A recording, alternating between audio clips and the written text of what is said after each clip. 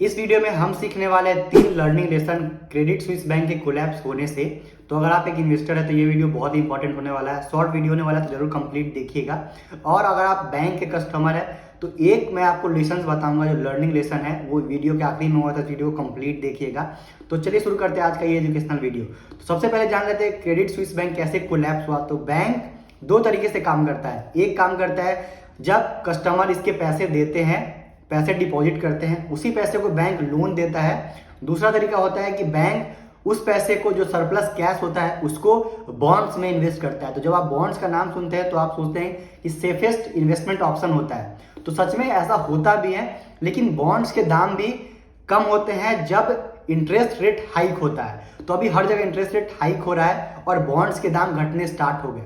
इससे पहले जो बैंक का हिस्ट्री है, इस बैंक का, क्रेडिट स्विस का बैंक का नाम बहुत सारे स्कैंडल्स के साथ जुड़ चुका है। बहुत सारा ट्रस्ट इशू था इस बैंक के साथ, कस्टमर इस पे ट्रस्ट करना छोड़ चुके थे और बैंक पिछले 2 साल से लगातार लॉस बुक कर रहा है और लॉस भी बहुत बड़ा लॉसेस बुक कर रहा है। और बहुत ज़्यादा इस बैंक के साथ लिक्विडिटी इशू है और जब इसको बॉन्ड्स में लॉस हो गया तो बहुत बड़ा क्रैश देखने के लिए मिला इसके शेयर प्राइस में। इसके इन्वेस्टर्स बहुत ज़्यादा घबरा गए। और क्रेडिट स्विस का जो हिस्ट्री है, अगर मैं शॉर्ट में बताऊं तो बहुत सारे स्कैंडल्स में इस बैंक का नाम आ चुका है। बहुत सारा ट्रस्ट इशू है इस बैंक के साथ। बहुत लोग अब इस पर विश्वास करना छोड़ चुके हैं। बैंक तो बहुत बड़ा है, लेकिन ट्रस्ट इशू आ गया था। कंपनी 2 साल से लगातार लॉस बुक कर रहा था, बड़ा लॉस बुक कर रहा था। और जब इसको बॉन्ड्स में लॉसेज हुए तो लिक्विडिटी का जो प्रॉब्लम था वो बहुत ज़्यादा उभर के सामने आ गया और इस बैंक पे जो ट्रस्ट था और भी खत्म हो गया और बैंक अब दिवालिया हो गया है। यूबीएस ने इसको एक्वायर कर लिया है 60% के डिस्काउंट पे। तो ये तो हो गया कि बैंक कोलैप्स हो गया। और दूसरा बड़ा गलती बैंक ने ये किया कि बैंक ने जब बॉन्ड्स में इन्वेस्ट किया था वहां पे हेज नहीं किया।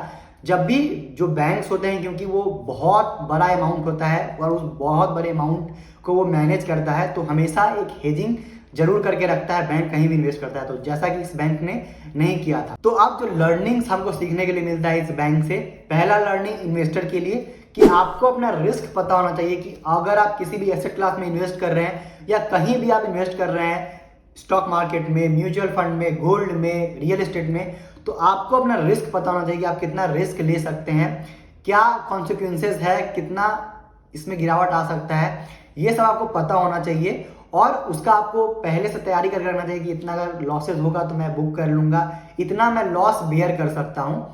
दूसरा जो लर्निंग आपको सीख के जाना है इस बैंकिंग क्राइसिस से, कि आपको हमेशा हेज करना है अपना पोजीशन। तो हम तो बड़े बैंक नहीं है कि हमको हेज करना है, और हेज करे भी तो कैसे करे, ये आपके दिमाग में ख्याल आया होगा। तो हेज करना है आपको इन द सेंस कि अगर आप इक्विटी में इन्वेस्ट करते हैं और ज़्यादा पैसा आप इक्विटी में इन्वेस्ट करते हैं तो अलग अलग एसेट क्लास में आपको थोड़े बहुत पैसे डालने चाहिए। जैसे कि गोल्ड में थोड़े पैसे डालिए, रियल एस्टेट में पैसे डालिए, ऐसे करके आपको अक्रॉस द सेक्टर आपको इन्वेस्ट करना चाहिए, जिससे अगर स्टॉक मार्केट खराब कर रहा है तो गोल्ड अच्छा परफॉर्म करे, रियल एस्टेट अच्छा परफॉर्म करे। तो इक्विटी के लिए बहुत ही अच्छा हेज माना जाता है गोल्ड, क्योंकि जब भी स्टॉक मार्केट करेक्ट होता है, क्रैश होता है, तो गोल्ड बहुत ही अच्छा रिटर्न देता है। तो आप गोल्ड में, सोवरिन गोल्ड बॉन्ड में इन्वेस्ट कर सकते हैं, जहां पे आपको 2-2.5% का एक्स्ट्रा रिटर्न भी मिलता है। तीसरा बड़ा लर्निंग, तीसरा बड़ा लेसन, एज ए इन्वेस्टर है आप तो भी, और अगर आप एक बैंक के कस्टमर है तो भी, बैंक के अगर आप कस्टमर है तो आपको हमेशा, अगर आप एक एचएनआई क्लाइंट है तो आपको हमेशा ये बोला जाएगा कि आप बॉन्ड्स में इन्वेस्ट कीजिए। तो आप 81 बॉन्ड्स का जरूर नाम सुने होंगे, यस बैंक के केस में भी, और अभी क्रेडिट स्विस अगर अभी कोलैप्स हुआ है तो यहाँ पे भी।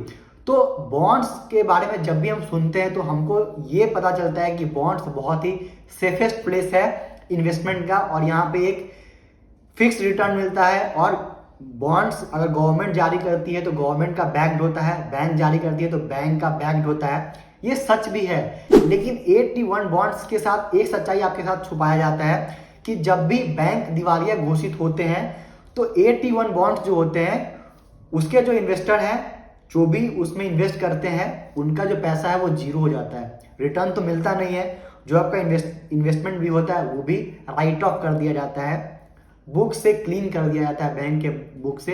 यानी बैंक अब उस बॉन्ड को पे करने के लिए, इंटरेस्ट देने के लिए जवाबदेह नहीं है और वो पैसे आपको नहीं मिलेंगे, वो पैसे डूब गए। ऐसा यस बैंक के साथ भी देखने के लिए मिला था और ऐसा अभी क्रेडिट स्विस बैंक के साथ भी मिल रहा है। तो अगर आपको कोई भी बैंक 81 बॉन्ड्स में इन्वेस्ट करने के लिए बोलता है, चाहे वो रिटर्न कितने भी ज्यादा हो, तो आप 2-3 बार जरूर सोचिएगा, क्योंकि उससे अच्छे अच्छे इन्वेस्टमेंट ऑप्शंस अवेलेबल है मार्केट में। आप वहां पे इन्वेस्ट कर सकते हैं बजाय 81 बॉन्ड्स के साथ, क्योंकि अगर बैंक डूबता है तो पैसा भी आपका डूब जाएगा। अगर आप चाहते हैं मैं 81 बॉन्ड्स को किसी अगले वीडियो में कवर करूं तो कमेंट करके जरूर बताइएगा, मैं डिटेल में वीडियो में कवर करूंगा और भी मैं आपको डिटेल में समझाऊंगा 81 बॉन्ड्स के बारे में। तो आशा करता हूं कि ये वीडियो से आप बहुत कुछ सीखे होंगे। ये वीडियो कैसा लगा है जरूर कमेंट करके बताइएगा। ऐसे ढेर सारे वीडियो देखने के लिए चैनल को सब्सक्राइब कर लीजिए और ये वीडियो अगर आपको अच्छा लगा तो वीडियो को लाइक कीजिएगा, शेयर कीजिएगा अपने दोस्तों के बीच में। यहाँ तक आपने इस वीडियो को देखा, इसके लिए आपका धन्यवाद।